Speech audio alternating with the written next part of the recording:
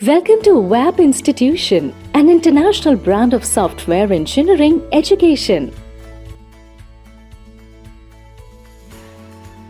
Hello students, अगर आपको JavaScript में एजाक्स और जेसन की कोडिंग करने आती है तो इसका मतलब आप किसी भी प्रकार की बड़ी एप्लीकेशन बिना किसी सर्वर साइड लैंग्वेज की सहायता से ईजिली बना सकते हो।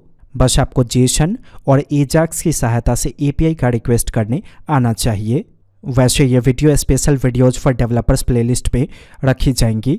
इस प्लेलिस्ट में वैसी वीडियोज़ है जो आपको कोडिंग के फील्ड में आगे बढ़ने में मदद करेंगी, तो इस प्लेलिस्ट के एक एक वीडियो को ज़रूर चेकआउट कीजिए। अब तक चैनल आपने सब्सक्राइब नहीं किया तो सब्सक्राइब करके बेल आइकन को हिट कीजिए। वीडियो 100% आपके काफ़ी काम का होगा, अभी लाइक कर दीजिए। कुछ पूछना चाहते तो कमेंट कीजिए।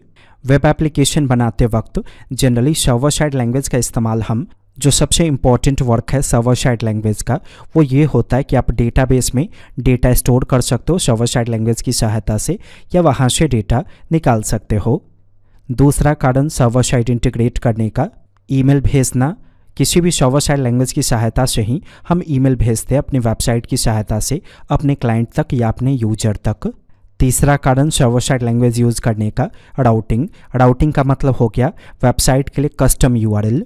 कस्टम यूआरएल का मतलब देखिए क्या होता है। जैसे मैंने wapinstitute.com ओपन किया तो कोर्सेज पे क्लिक करने के बाद ऊपर में आपको कोर्सेज दिखा। सॉफ्टवेयर इंजीनियरिंग पे क्लिक करने के बाद आपको सॉफ्टवेयर इंजीनियरिंग दिखा। तो यहाँ पे आपको यूआरएल में क्या चाहिए उसका डिसीजन हम सर्वर साइड लैंग्वेज की सहायता से जब लेते हैं तो उस प्रोसेस को कहा जाता है राउटिंग। तो जनरली सर्वर साइड लैंग्वेज इस्तेमाल करने का ये मेनली 3 कारण होता है। सर्वर साइड लैंग्वेज कौन कौन से हो गए, जैसे कि PHP, Node.js, ASP, JSP। लेकिन जरा आप सोचो, अगर ये तीनों काम सिर्फ जावास्क्रिप्ट से हो जाए तो क्या सर्वर साइड लैंग्वेज इस्तेमाल करने से कोई फ़ायदा है? नहीं।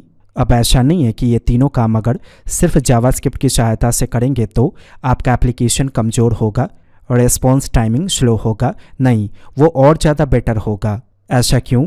देखिए, जब आप PHP, Node.js या किसी भी सर्वर साइड लैंग्वेज की सहायता से डेटाबेस से डेटा निकालते हो तो जनरली हम प्रोफेशनल कोडिंग करने के लिए APIs बनाते हैं।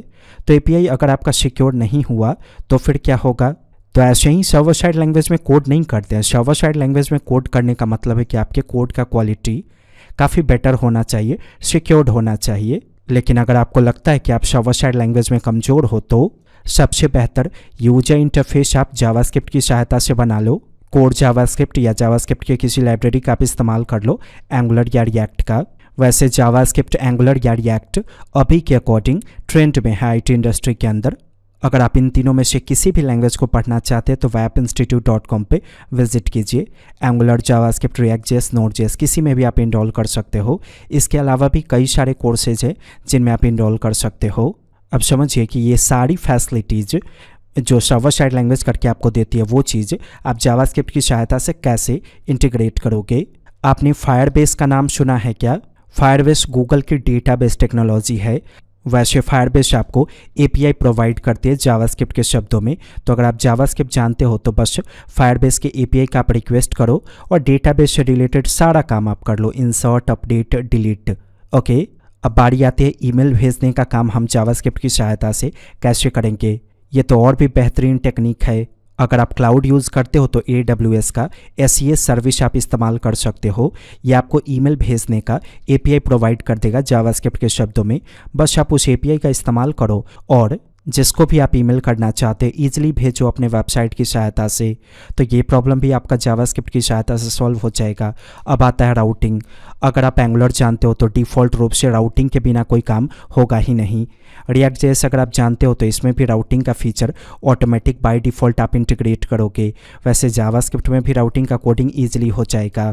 तो ये 3 मेजर प्रॉब्लम्स आपका जावास्क्रिप्ट ही सॉल्व कर देगा। तो अगर आप HTML, CSS, जावास्क्रिप्ट पढ़ चुके हो और आपको इच्छा नहीं है कि आप सर्वर साइड लैंग्वेज को पढ़ो, फिर भी आप सारा काम करना चाहते हो तो इन तीनों चीज़ों की नॉलेज आपको जावास्क्रिप्ट की सहायता से होनी चाहिए। वैसे ये तीनों चीज़ मैं आपको सिखा चुका हूँ एंगुलर के अंदर। अगर आप रिएक्ट का कोर्स अभी कर रहे हो तो रिएक्ट के अंदर भी ये तीनों चीज़ें आप सीखोगे। तो मैंने आपको गाइड कर दिया। अगर आपके लिए बेनिफिशियल है वीडियो तो लाइक कीजिए, कमेंट जरूर कीजिए, कुछ पूछना चाहते तो हमारे सेल्स टीम को कॉल कीजिए। वैप इंस्टीट्यूट की वीडियो को देखने के लिए और wapinstitute.com पर विजिट करने के लिए आपका धन्यवाद।